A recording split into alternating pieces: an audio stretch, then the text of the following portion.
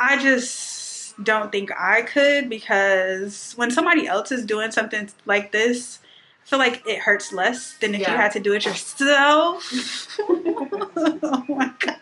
What is up, y'all? So today I'm actually vlogging something so random for my channel.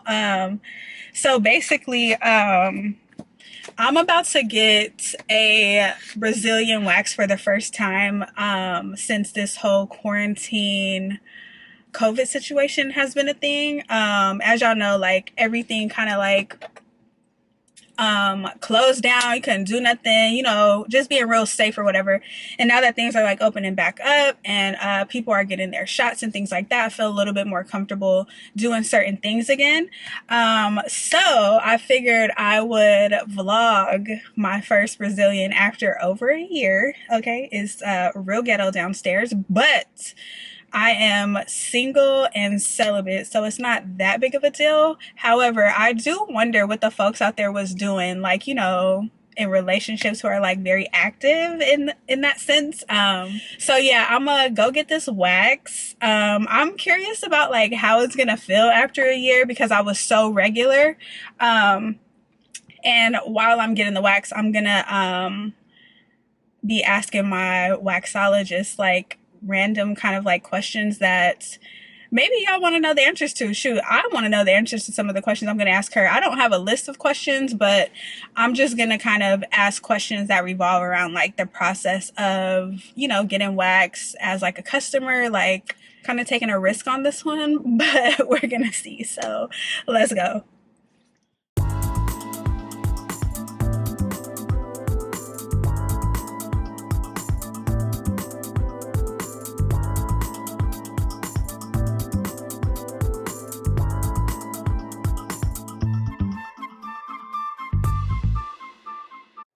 So one thing I like to do whenever I get a wax is, first of all, come to the bathroom and just make sure, you know, things are in order down there, because they about to be all in your business. Now, before I left my house, I did it, and then when I get here, I'm gonna do it too. And then also, for me, I kind of like to use the bathroom first, because it just makes it a little more comfortable to not have to go pee or something.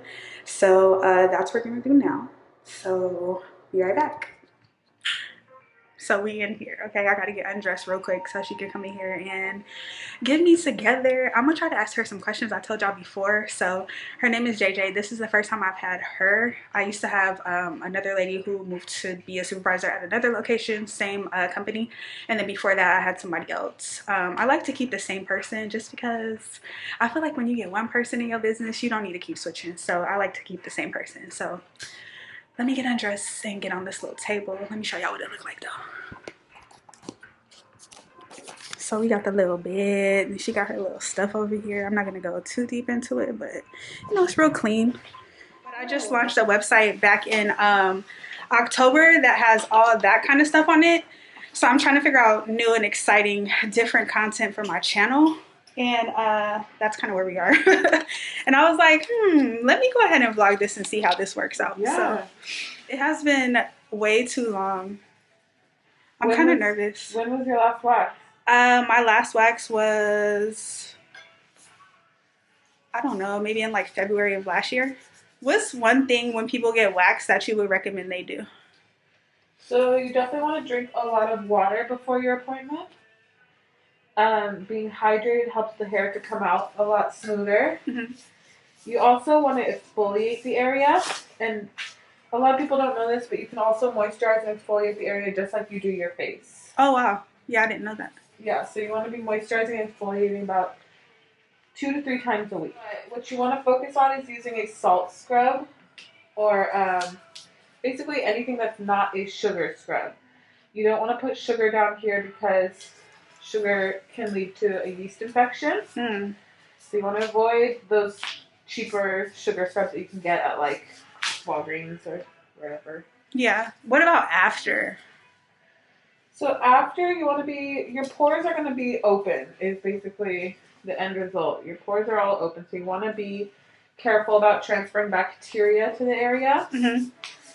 So you want to wear loose-fitting clothing, avoid friction, and avoid sweating. That one. That was, That one was a little tricky. How is it being a waxer? Like seeing like multiple body parts and vaginas all day?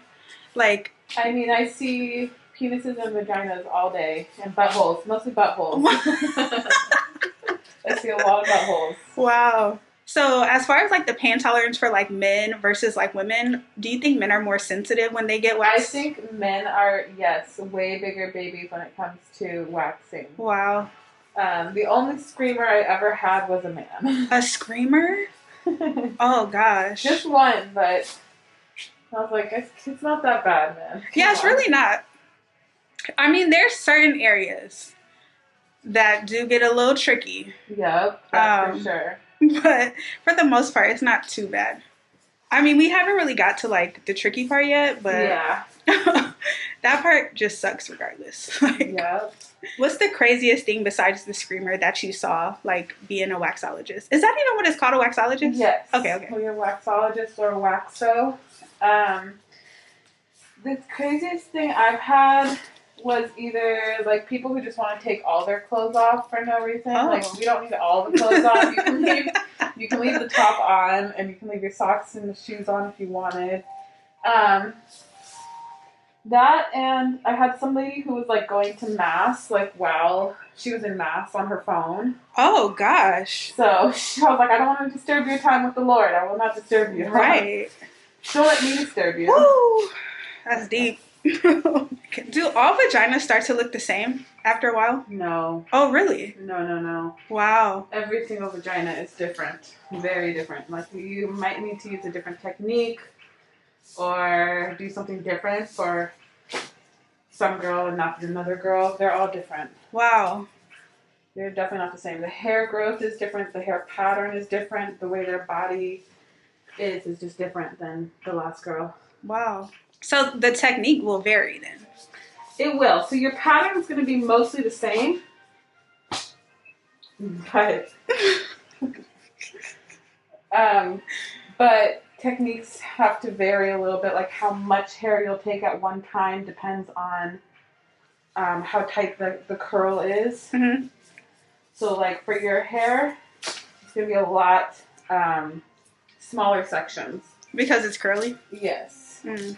So the more you get waxed, the easier it becomes because does the hair thin out or does it? Yes. So what we're doing with waxing is we're permanently damaging the hair follicle. And so that means that over time, less of your hair is going to grow back. So that's the goal. The goal with waxing is to get you to, most people come in every 4 weeks, but the people who have been waxing for a really long time, they're getting to that, that's one of those parts. I know that one. Yeah. What's the worst thing that someone can do before getting a wax? You want to avoid caffeine and you want to avoid like alcohol. Like I know it seems like it might be a good idea to take the edge off a little bit, but it can actually make you more sensitive. So you're kind of just shooting yourself in the foot. And then speaking of sensitivity, I had an experience one time where I came and got a wax right after my cycle came on, and it was the worst. That is another thing, yeah. Oh, it was horrific. A lot of girls don't want to do it during their cycle because of how sensitive it makes you. Yeah. But you can, though, if you wanted to. We do have females who just wear a tampon, and then, like, we can still do it, you know. I wouldn't recommend it. Have you ever tried to do, like, wax yourself? No, and it's funny that you said that because I was literally about to ask you that. Because, you know, with quarantine and stuff, a lot of, people didn't have access anymore. Yep. So I feel like a lot of women and maybe even men were like, you know what, I think I'm going to try to do this at home. Yep. Me personally, I just don't think I could because when somebody else is doing something like this, I feel like it hurts less than if you had to do it yourself. Oh my gosh. However, for people who can do it themselves, is that something that you recommend, or like are you just I don't recommend trying to wax yourself in any capacity. I hear it all day long. I tried to wax myself, and I ruined the bath mat with wax, or it just hurt and I couldn't actually pull the strip, or that's the biggest thing is like pulling the strip on yourself. I don't know why you want to try and do that. Yeah, that's insanity. That's crazier than coming to a professional. Seriously. Seriously. Like, I wonder how many people like got to the point where they're like, I can't do it, I gotta go to the hospital. Right? Like, yeah, like that would be me. Like, have you ever had to like start waxing somebody and be like, oh no, I'm not gonna continue? The only reason that would happen is I heard it happened to a coworker. It didn't happen to me, but one girl came in with just a really bad skin condition. Oh. She had like cysts or some kind of pustules or something. Oh my goodness, on her vagina? Yeah. Jesus. So we cannot wax over skin that's compromised. Ooh. So that's when you would turn somebody away, or when hair is just too short. So what's the ideal length that your hair should be in order to get like a wax that's It needs to be 1/4 inch, or as long as a grain of rice. That's it. No, not very long, but it can be too short. Yeah. Okay, are we doing the back today? Yes.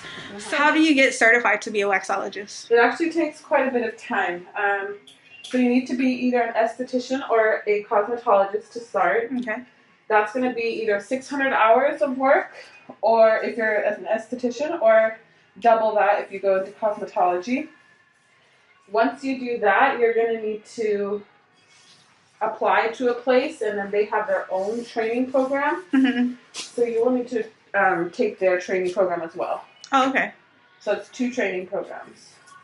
So last question, and then I'm going to turn this camera off for a second.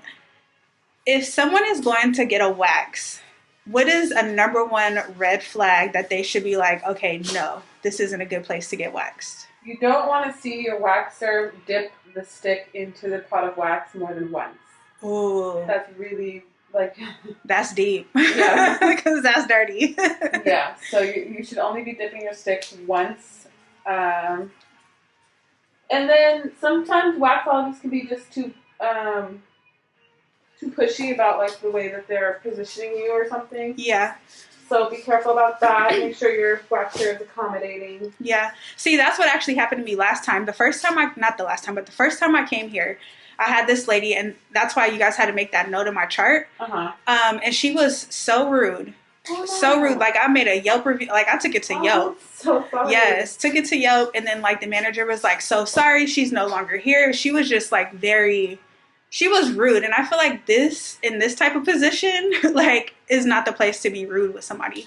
With their whole vagina flashing out, you know? Yeah. So, yeah, very, very important to be accommodating and friendly to your customers. All right, girl, you are all clean. Yay! So that is it. Your girl's all cleaned up after over a year in quarantine, not being able to maintain myself for myself. I am all clean. It actually didn't hurt as bad as I thought it would after being away for so long. So yeah, we back at it, and I will be back in a month.